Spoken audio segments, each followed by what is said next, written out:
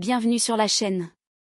Aujourd'hui, on vous dévoile le résumé détaillé de l'épisode 1130 d'Ici tout commence, diffusé le mercredi 12 mars 2025 sur TF1. Un épisode sous haute tension où chaque choix peut tout faire basculer. Secrets enfouis. Manipulation et un plan risqué de Tessier qui pourrait bien exploser en plein vol. Ce qui vous attend dans cet épisode. Tessier tente un dernier coup de maître. Son plan pour neutraliser Ferdinand repose sur une stratégie audacieuse. Bérénice ne croit plus Constance. Sa sœur lui cache quelque chose et elle est bien décidée à découvrir la vérité. L'alerte aux punaises de lit était une fausse alerte. Solal et Cléo réalisent qu'une simple confusion a mis l'institut en état d'urgence. Le test de Ferdinand tourne à la supercherie. Tessier manipule les preuves en douce, mais Enzo sent que quelque chose cloche.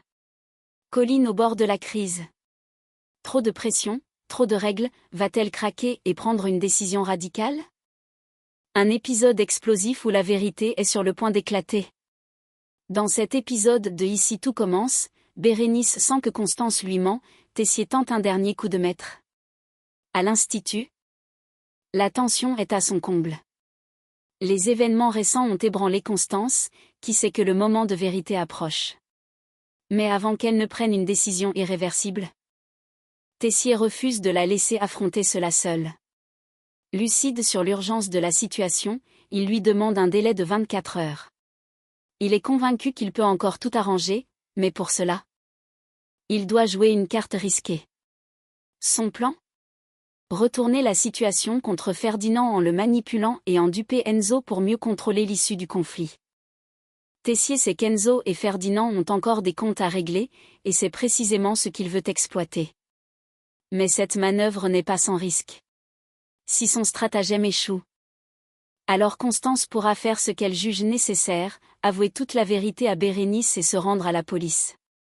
Les enjeux sont plus élevés que jamais, et le compte à rebours a commencé. De son côté, Bérénice n'est pas dupe. Depuis quelque temps, elle sent une tension inhabituelle chez sa sœur. Les regards fuyants, les silences gênés. Les conversations abruptement coupées, tout lui laisse penser que Constance lui ment. Mais pourquoi? Elle se confie à Carla, lui faisant part de ses doutes et de son incompréhension. J'ai surpris Emmanuel et Constance en train de s'enlacer, et je ne comprends pas. Ce geste l'a troublée, car elle sait que leur relation a toujours été compliquée. Quelque chose d'inhabituel se passe, et elle est bien décidée à découvrir ce que sa sœur cache. Si elle commence à poser trop de questions, la situation pourrait échapper totalement à Tessier. Une infestation imaginaire? Solal découvre une énorme confusion. Pendant ce temps, l'Institut fait face à un autre problème. Les punaises de lit qui auraient envahi l'internat. Antoine a déjà mobilisé une entreprise d'extermination, et les élèves doivent évacuer leur chambre. Mais Solal découvre une information qui remet tout en question. En discutant avec Cléo, il apprend que l'alerte a été donnée par Clotilde. Pourtant, Cléo corrige immédiatement l'information. Clotilde n'a jamais parlé de punaises de lit, elle a vu des fourmis. Une énorme confusion a donc semé la panique générale. Solal, perplexe, essaie de comprendre. Si ce n'est pas des punaises de lit, alors pourquoi tout le monde se gratte? Matteo, qui fait partie des élèves concernés, explique alors que ces démangeaisons sont dues à son eczéma et n'ont rien à voir avec une infestation. Tout ce remue-ménage aurait-il été créé pour rien? Antoine, qui a déjà engagé une entreprise d'extermination, risque de ne pas apprécier cette nouvelle révélation. Et maintenant? Tessier parviendra-t-il à manipuler Enzo et neutraliser Ferdinand avant l'échéance? Bérénice découvrira-t-elle enfin la vérité sur Constance? L'Institut a-t-il réellement un problème de punaises de lit, ou s'agit-il d'un malentendu qui a pris une ampleur incontrôlable? Les prochaines heures seront décisives. Chaque erreur peut coûter cher, chaque vérité cachée peut exploser au grand jour, et bouleverser l'avenir de tous. Tessier et Marc unissent leurs forces, un plan B est nécessaire. Alors que le test culinaire de Ferdinand approche, Enzo a fait appel à Clotilde pour évaluer sa prestation. Une décision qui change totalement la donne. Clotilde ne se laisse pas manipuler facilement, et elle sera intransigeante dans son jugement. Face à cette menace imprévue, Marc décide d'apporter son soutien à Emmanuel. Il sait que Tessier joue gros, et surtout, qu'il ne réussira pas à duper Clotilde aussi facilement. D'un ton sérieux, il lui conseille. Il te faut un plan B. Tu ne pourras pas l'embrouiller comme tu le fais avec les autres. Tessier comprend que le risque d'échec est trop grand. Il doit trouver une autre approche avant qu'il ne soit trop tard. Mais le temps presse, et Ferdinand pourrait bien retourner la situation à son avantage si Emmanuel ne réagit pas assez vite. Colline au bord de la crise, trop, c'est trop. De son côté, Colline commence à perdre patience. Vivre à la ferme avec les professeurs est devenu un cauchemar pour elle. Dès le matin, Alice l'assaillit de questions techniques sur les farines au petit déjeuner. Fatiguée, Colline essaie d'ignorer, mais la tension monte au fil de la journée. Mais le coup de grâce arrive plus tard lorsqu'elle est à la ferme. Alors qu'elle prépare du fromage, Stanislas lui reproche sa manière de couper le brie. Cette fois, c'en est trop. Elle explose. D'une voix forte, elle fait comprendre à tout le monde qu'elle en a assez. Je suis chez moi. Je fais ce que je veux. Ses nerfs lâchent. Elle ne supporte plus qu'on lui dicte sa façon de faire alors qu'elle essaie simplement de vivre normalement. Cette situation peut-elle dégénérer encore plus? Colline envisagera-t-elle de quitter la ferme pour fuir cette pression constante? Les enjeux montent d'un cran, tout peut basculer. Tessier pourra-t-il trouver un plan B à temps pour éviter la catastrophe lors du test de Ferdinand? Colline arrivera-t-elle à retrouver un équilibre, ou va-t-elle prendre une décision radicale? Le test de Ferdinand s'annonce déterminant, qui sortira gagnant de cette confrontation? Les tensions sont à leur comble. Et chaque erreur pourrait tout faire exploser. Alors que l'Institut était en alerte maximale, prêt à éradiquer une infestation de punaises de lit, Cléo fait une découverte qui change tout. Elle tombe sur Antoine en pleine tenue de désinfection dans son bureau et, incapable de retenir un rire incrédule, lui annonce la vérité. Il n'y a pas de punaises de lit à l'Institut. Un silence gênant s'installe. Antoine, déjà bien engagé dans son plan d'éradication, semble peiner à digérer l'information. Cléo continue, sans détour. C'est un élève qui s'est monté la tête. Bref, une légende urbaine. Autrement dit, tout ce branle-bas de combat n'a servi à rien. Les élèves ont paniqué pour rien, les chambres ont été évacuées pour rien. Et une entreprise d'extermination a été mobilisée, pour du vent. Alors que cette révélation aurait dû clore l'affaire, Malik, lui, n'est pas convaincu. Il commence à émettre des doutes sur la version officielle d'Antoine et soupçonne une toute autre raison derrière cette affaire. Antoine a menti. Ça coûte trop cher. La désinfection des punaises de lit. Pour lui, Antoine a inventé cette histoire pour éviter une facture colossale et ne pas impacter le budget de l'Institut. De son côté, Maya en a assez de cette situation surréaliste. Entre les rumeurs, les accusations et les évacuations inutiles, elle est à bout. Si la vérité éclate et qu'Antoine se retrouve sous le feu des critiques, comment va-t-il gérer cette crise ridicule? Et maintenant? Antoine va-t-il reconnaître son erreur et tenter d'apaiser les élèves? Malik a-t-il raison de soupçonner un mensonge financier? Maya pourra-t-elle retrouver un peu de calme après tout ce chaos? Une chose est sûre, cette histoire de punaise de lit aura laissé des traces, même si elle n'existe pas. C'est le moment de vérité pour Ferdinand, et tout se joue en cuisine.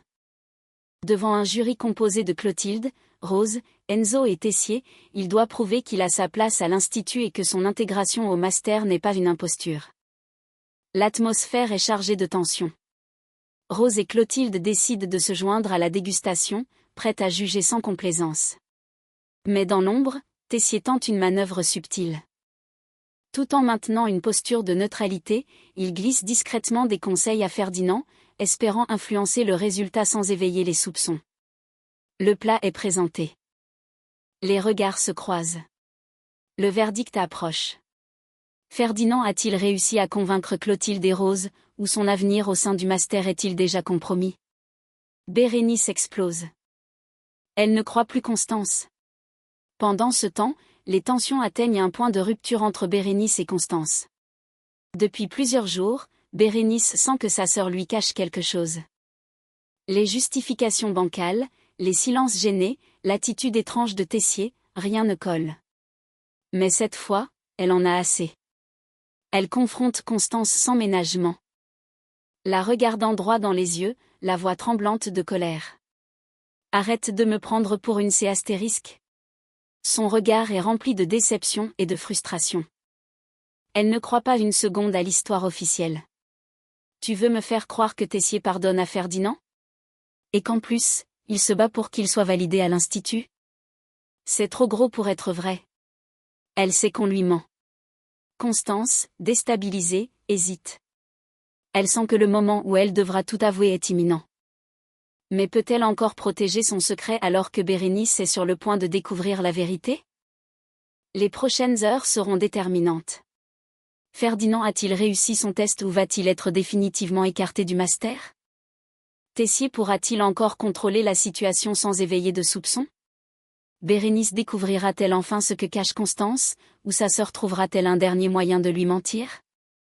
Le compte à rebours est lancé. Chaque choix, chaque mot prononcé peut tout faire basculer. Un test truqué, un coup de maître signé Tessier. Le verdict tombe, Clotilde et Rose sont conquises. Les sauces sont exceptionnelles, s'enthousiasme Clotilde, impressionnée par l'équilibre des saveurs et la technicité du plat. Rose, elle, n'en revient pas. C'est bluffant. Ferdinand semble triomphant, mais il ignore que ce succès n'est pas totalement le sien. Tessier a réussi son coup. À un moment clé de la cuisson. Il a discrètement échangé un élément dans le four, garantissant ainsi un résultat impeccable. Grâce à cette manœuvre, Ferdinand passe le test haut la main, mais sans le savoir. Il doit sa victoire à Emmanuel. Le plan de Tessier a fonctionné à la perfection, mais pour combien de temps? Si Ferdinand découvre la supercherie, tout pourrait s'effondrer en un instant. Pendant que les grands jeux de pouvoir se jouent autour du test de Ferdinand, Colline, elle, est confrontée à un défi bien plus concret. Le cours de la chef Armand. La préparation du jour exige une découpe minutieuse de caille, et Colline peine à maîtriser la technique. Malgré son indépendance affirmée et son refus d'être constamment encadrée, elle se rend compte qu'elle a besoin d'un peu d'aide. Va-t-elle oser demander assistance? Ou son orgueil prendra-t-il le dessus, au risque de compromettre son plat? Et maintenant? Ferdinand va-t-il comprendre qu'il a été manipulé par Tessier? Colline acceptera-t-elle de se faire aider? Ou va-t-elle s'obstiner et risquer l'échec en cuisine? Le succès de Ferdinand va-t-il renforcer sa position, ou entraîner de nouvelles tensions? Alors que chaque manœuvre semble parfaitement orchestrée, une seule révélation pourrait tout faire s'écrouler. Le test culinaire de Ferdinand avait marqué un tournant. Sous les regards attentifs de Clotilde, Rose, Enzo et Tessier, il avait surpris tout le monde en réalisant un plat jugé exceptionnel. Même Clotilde, pourtant exigeante, avait trouvé ses sauces exceptionnelles, et Rose était allée jusqu'à dire que c'était bluffant. Un exploit qui aurait dû asseoir sa légitimité au sein du master. Mais la vérité commence à se fissurer. Quelques heures plus tard, alors que la pression redescend en cuisine, Enzo tombe sur une casserole oubliée sur le plan de travail. Il y reste encore un fond de sauce, visiblement celle que Ferdinand a utilisée pour son test. Intrigué, il y trempe une cuillère et goûte. Et là, c'est le choc. La sauce est insipide, mal assaisonnée, loin, très loin du plat raffiné qui avait tant impressionné le jury. Impossible que ce soit celle qui a été servie à Clotilde et Rose.